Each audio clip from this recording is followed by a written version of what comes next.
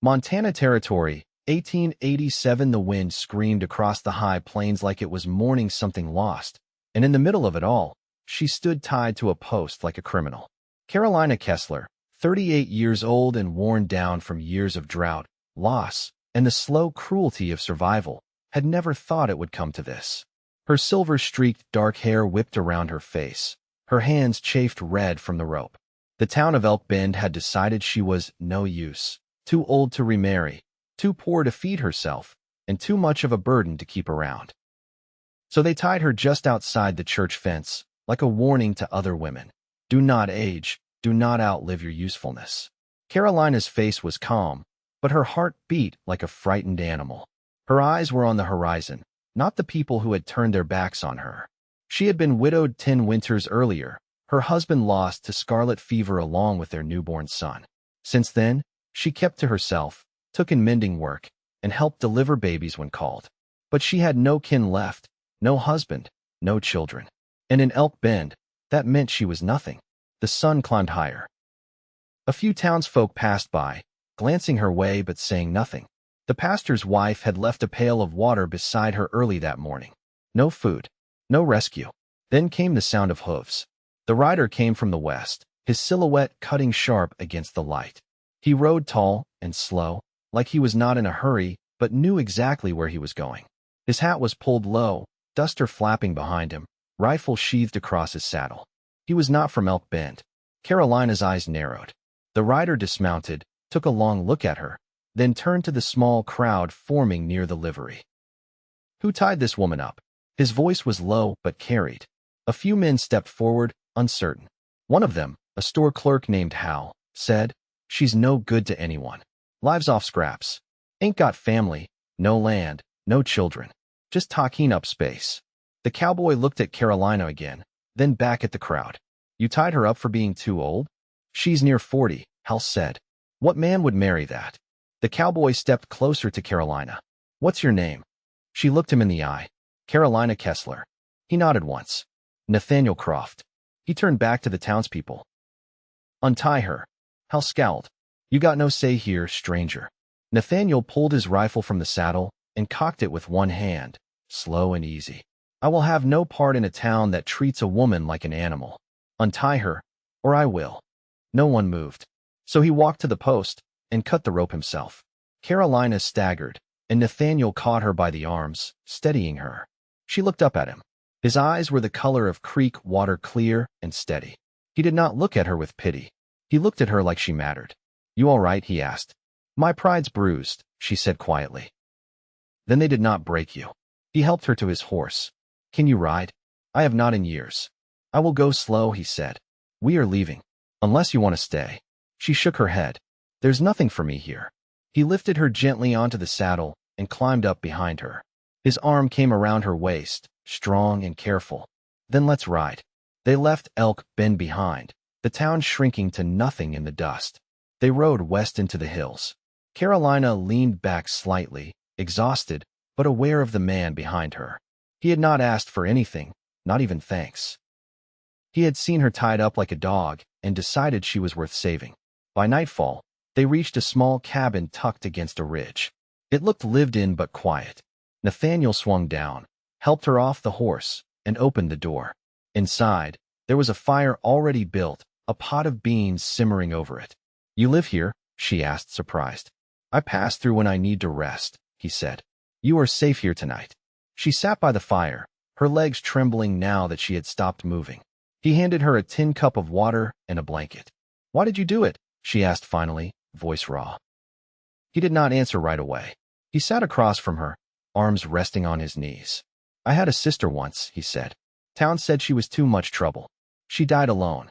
I told myself if I ever saw it happening again, I would not stand by." Carolina watched him closely. "And now?" He met her eyes. "Now I want to ask you something." She waited. "I was on my way to Idaho, to buy land and settle. I figured I would do it alone. But then I saw you," he paused, choosing his words, "and I thought maybe I do not have to." Her breath caught. "You do not know me. Neither do the people who tied you to a post," he said. "But I saw the way you stood, proud even when they tried to shame you. I know enough." Silence stretched between them, full but not heavy. I am not young, she said. You are strong. She looked down at her hands. I have no children. No family. You have me if you want. Carolina looked into the fire, then back at him. Are you asking me to marry you? He nodded. I am. She studied his face. There was no pity in him, no rush, no pressure. Just a quiet offer, honest and real. She set down her cup. Then I say yes. Nathaniel smiled, not wide, not bold, but warm and sure.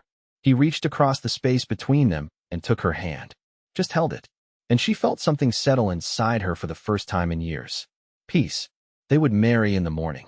But for now, they sat by the fire, two souls who had survived too much alone, finally finding rest in each other. By dawn the air had turned brittle and pale, the kind of morning that carried a hush over the land, like the hills themselves were waiting. Nathaniel stood outside the cabin in his shirt sleeves, chopping kindling with a steady rhythm. The axe bit clean through the pine, each strike measured. His horse grazed quietly nearby, steam rising from its nostrils. Inside, Carolina folded the quilt from her shoulders, rose slowly, and took in the little cabin with clearer eyes. She rinsed her face in the basin. The cold water stung, but it steadied her. A blue wool dress hung from a peg by the window, simple but clean. She hadn't seen it the night before. She ran her hand along the stitching. When she stepped outside, dressed and braided, Nathaniel looked up from the woodpile. His gaze held no surprise, only quiet approval. I guessed your size best I could, he said. Found it in Helena last month. Figured someone might wear it one day. She smoothed the skirt, then let her hands fall to her sides. It fits. They stood in the crisp morning light, silence pressing in between breaths. I've no preacher, Nathaniel finally said. No neighbors close enough to fetch. But I ask you again, honest and in daylight, will you marry me? Yes, she said, without hesitation. He reached into his coat pocket and drew out a narrow strip of leather, dark as molasses, with a flat stone threaded at the center. It's not gold, he said, but it's what I have. He tied it gently around her wrist. Then he wrapped her hand in his. By midday, they packed what little there was, a sack of flour, dried apples, salt pork, a tin of coffee, and 2 blankets. Nathaniel saddled the horse, then pulled a homemade sled from the lean to behind the cabin. Carolina helped load it without question. They set off west, toward Idaho. Snow still clung to the northern slopes, but the trail was dry underfoot.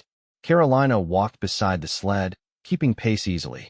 Nathaniel led the horse, glancing back now and again to make sure she wasn't tiring. Why Idaho? She asked. I worked a sawmill near Bonner's Ferry 2 summers back. Old man there's selling off his pasture land near the river. Said I could have 40 acres if I brought him 3 good mules and a plow. And do you have those things? I have the mules. The plow's in pieces, but I can fix it. She nodded. You know what to plant. Barley mostly. Maybe potatoes.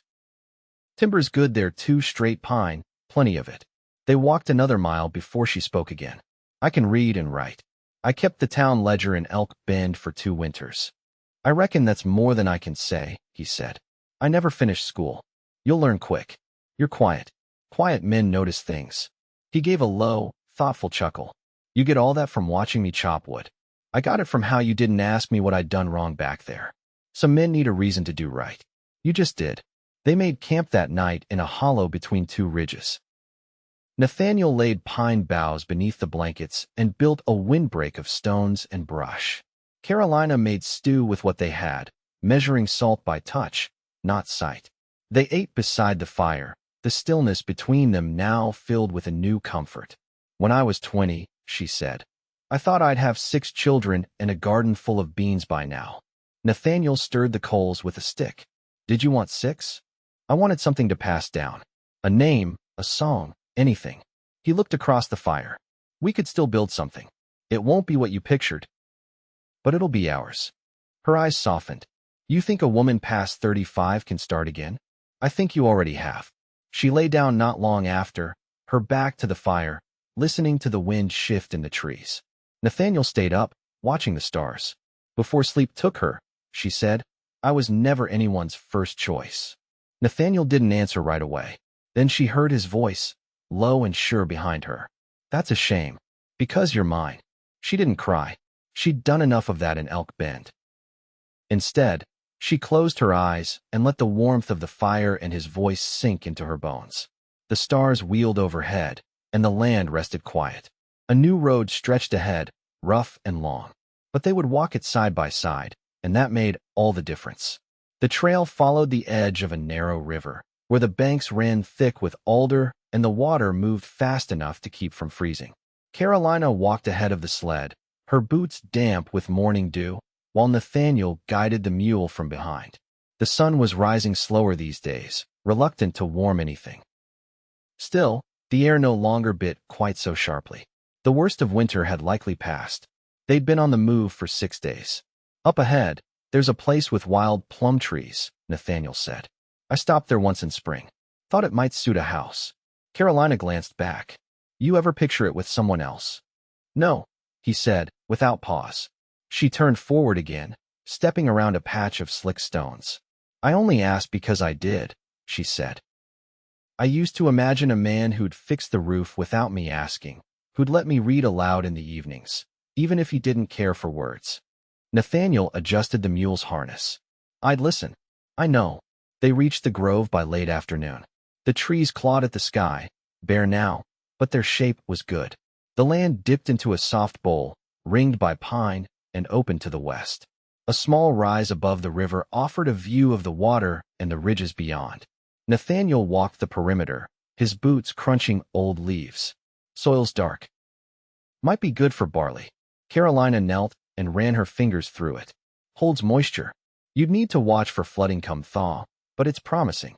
They pitched camp near the tallest tree. Nathaniel built the fire while she unpacked the dry goods. As twilight settled, she pulled a small tin from her satchel and opened it carefully. Inside were a handful of dried lavender heads and a square of linen. My mother used to keep these in cabinets to keep out moths, she said. The smell reminds me of her hands. Nathaniel took the tin and inhaled. She teach you to stitch? She taught me to make every seam count.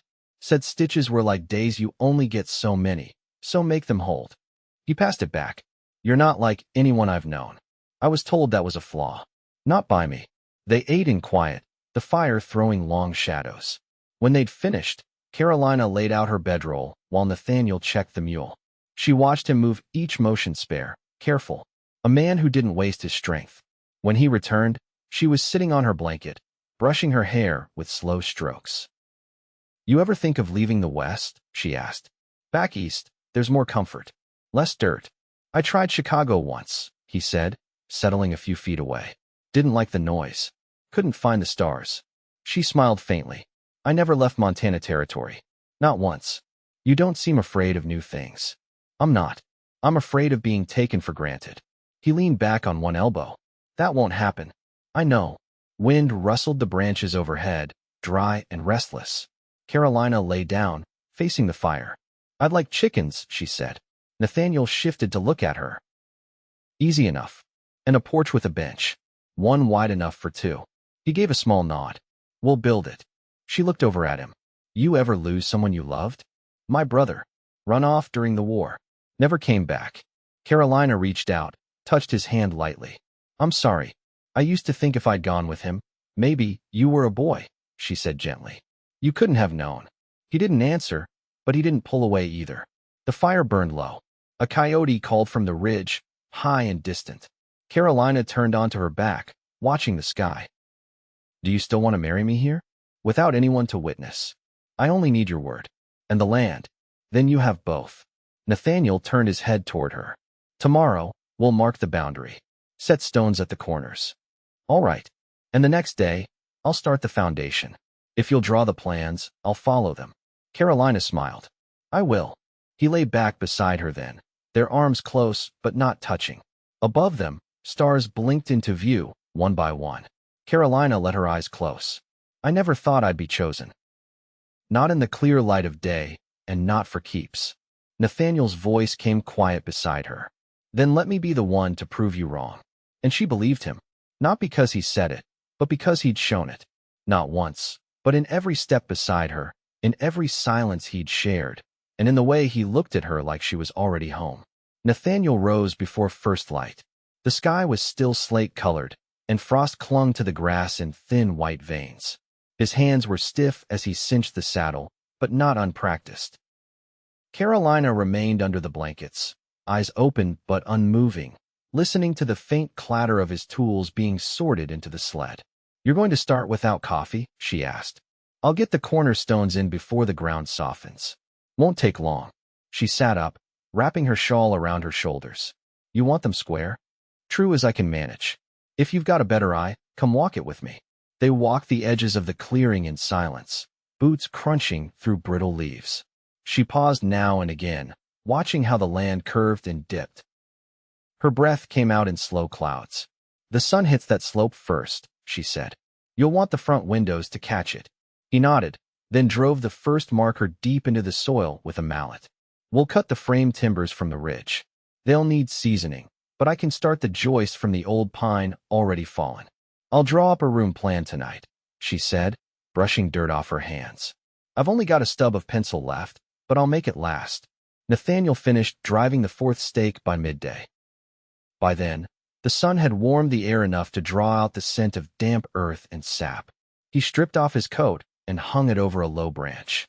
"You hungry?" she called. He straightened, wiping his brow with the back of his wrist. "Only if you are." They sat cross-legged in the grass, sharing a heel of bread and slices of cured venison. Carolina chewed slowly, watching a pair of crows flap overhead. "You ever think about what you'll leave behind?" she asked. "I used to think it'd just be a headstone," he said. "But now I think it might be a porch with your boots beside mine." She didn't smile, but her gaze softened. "You ever want children?" "I did. Still do. I can't promise any," she said. "Not anymore. I'm not asking for promises." She looked down at her empty tin plate. "If we don't have children, what will we build all this for?" "For the mornings," he said. "For the kind of quiet you don't have to run from." She looked up sharply, like the words had struck something inside her. After a breath, she set the plate aside and stood. "I'll collect river stones for the hearth. It'll keep the warmth better." They worked in tandem the rest of the day, neither saying much. He cut saplings for the sill beams while she gathered stones from the river bend. Her skirts were wet to the knee, but she didn't complain. As the sun dipped low, she arranged the stones in a rough half-circle near the fire. "That'll hold," Nathaniel said, glancing over her work. "I've never done masonry," she replied. "You've got good sense. That's worth more." He pulled a folded cloth from his saddlebag and handed it to her. She opened it to find a spool of thread, a stub of hard soap, and 3 iron buttons. "I found a trader's camp yesterday morning, beyond the bluff. They had little, but these felt useful." She ran a finger over the thread. "This is fine stuff. Better than anything I stitched with an Elkbend." "I figured you'd want to sew the curtains yourself," he said. She looked over at the bare trees. "I'll need muslin. I'll find it." That night, they sat close by the fire, not for warmth, but for company. She stitched a patch into Nathaniel's shirt sleeve while he sharpened the draw knife against a whetstone. "Do you believe in luck?" she asked, keeping her eyes on the needle. "I believe in right timing." "Then maybe that's what this is." He didn't answer, but his hand stilled on the blade. "You still sleep light?" she said after a moment. "I heard you wake twice last night." "I've never slept heavy," he said. "Not since the war." "You want me to keep a fire going through the night?" "No. But I like knowing you'd ask." She tied off the thread and folded the shirt neatly, laying it across his knee. "I'll build shelves tomorrow," he said. "For your things." "I haven't many." "You will." The fire snapped. Somewhere in the trees, an owl called once, then went quiet. She leaned her head against his shoulder, just enough to feel the weight of him beside her. He didn't move, didn't speak, but the shape of his breath shifted deeper, steadier. "I think I might love you," she said quietly. "You don't have to say it yet." "I didn't say it for you," she replied. "I said it because it's true." He turned slightly, just enough to rest his cheek atop her hair. "Then let me spend the rest of my life earning it," he said. Neither of them moved again until the fire burned low and the stars blinked out one by one with the coming of sleep. The ridge behind the clearing warmed first, golden light sweeping across the bare branches and catching in the curls of morning smoke from their cook fire. Carolina knelt near the hearth foundation, pressing the last river stone into place with chilled fingers. The mortar, a mixture of lime and ash from last night's fire, clung thick to her knuckles. Nathaniel stood barefoot at the edge of the river, sleeves rolled past his elbows, washing the sawdust from his arms. His trousers were wet to the calf, and a thin scar ran up the side of one shin, jagged, pale against his skin. Carolina watched him quietly, smoothing her hands over her apron. "You ever fall into a soppit?" she asked as he returned. "Once. Didn't see the split board till I was already through it." He crouched beside her, examining the hearth. "You set the corner flat. That'll hold heat, even in wind." "I want it to warm slow and stay steady," she said. "I don't like the kind of heat that flares and disappears." Nathaniel looked up, and for the first time, she let herself meet his gaze without bracing. He reached out and brushed a smear of ash from her cheek with the back of his fingers. "I dug the post holes," he said. "4 feet deep. Ground softer on the north end. Might need to shore it with stone. I'll help set them when you're ready. Tomorrow, we can raise the frame." She nodded and stood, brushing off her skirt. "I'll boil the last of the beans. We'll need to trade soon. I have a trap line near the far ridge. Might bring in something worth swapping." She paused at the fire. "You ever think about what you want this place to look like years from now?" "I think about the porch rail wearing smooth from your hand. I think about a line of laundry flapping in that sun." "You think about naming it?" "I hadn't," she said. "But maybe we should." He sat down on a flat stone and pulled on his boots. "My mother used to say names should mean something, even if it's only to the people who live there." Carolina stirred the pot and thought for a long while. "Then let's call it Quiet Bend." Nathaniel looked over at her, nodding once. "It fits." After breakfast, she gathered her sewing kit and began mending the mule's harness while Nathaniel split the last of the cedar logs. They worked without speaking, the rhythm between them settled and sure. By midday, the wind shifted and brought the smell of snow, though the sky remained clear. That afternoon, Nathaniel returned with 2 rabbits and a broken snare. Carolina cleaned them by the river while he patched the wire. "Did you always live this way?" she asked, rinsing the last of the blood from her hands. "I drifted from place to place after the war. Never stayed long. Didn't think I'd earned anything permanent." "You think you've earned it now?" "I think I don't want to leave this one behind." That evening, she left a pot of rabbit stew simmering while she walked to the edge of the clearing, where the land sloped down toward the river. She carried a scrap of muslin, and from the pocket of her apron, a pencil shaved nearly to its nub. She knelt beside a flat rock and began to sketch. Nathaniel found her there as the sun dipped low, carrying a folded blanket. He didn't speak, just sat beside her and waited. She showed him the drawing, a rough outline of their cabin, with a loft tucked under the eaves and a small lean-to for tools. A cedar chest by the window, shelves over the hearth. "You draw like someone who's built before," he said. "I never did, but I watched, and I remembered." He unfolded the blanket and spread it over her knees. "We'll start with the floor tomorrow. Get the beams laid in straight." She looked out toward the trees, where the last of the light turned their trunks pale gold. "It feels like something's settling. Not just the land. Me, too." Nathaniel leaned back on his elbows, eyes half-lidded. "I never wanted a grand life. Just one that felt honest." She turned to him, her voice steady. "You have that now. With me." He didn't answer with words. He reached for her hand and pressed it flat over his chest, where his heartbeat thudded solid and slow. She left her hand there, and in the silence that followed, the sky turned the color of cooling embers. Weeks passed. The roof went up with cedar shingles split by hand. Carolina stitched curtains from trade cloth brought in by a trapper. Nathaniel chinked the walls with moss and clay. They slept inside before the floor was finished, blankets piled over packed dirt, the fire crackling against the stone she'd laid herself. Come March, the first green pressed through thawed ground. She planted onions in rows behind the house, and he built a fence from down pine. One morning, he brought her a single blue egg from a wild nest and placed it in her palm without explanation. "I'll build a coop," he said.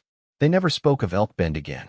One cool evening, as the trees leafed out and the river ran high, Carolina stood at the doorway of the cabin, the scent of wood smoke in her skirts. Nathaniel came up behind her, his hands still rough with sap, but gentle as they settled at her waist. She leaned back into him. "This is the life I thought I'd never have." He pressed his cheek to her hair. "This is the life I waited to give someone." And they stayed like that, wrapped in the hush of their home, the land, and each other. Years later, Travelers passing through Quiet Bend would speak of the woman with the iron straight back and the voice like still water, and the man who built her a house with his own hands and never once raised his voice. They would say the porch always had 2 chairs, and the windows glowed warm even in the coldest months. But none of them knew the weight those walls held, the quiet kind, the good kind. The kind built not from luck or chance, but from 2 people who found each other too late for youth, but just in time for everything else. And in that house, tucked under the eaves, was a chest built by Nathaniel's hands, filled not with riches, but with careful things, a worn muslin drawing, a child's carved toy waiting still, and a stone hearth that had never gone cold.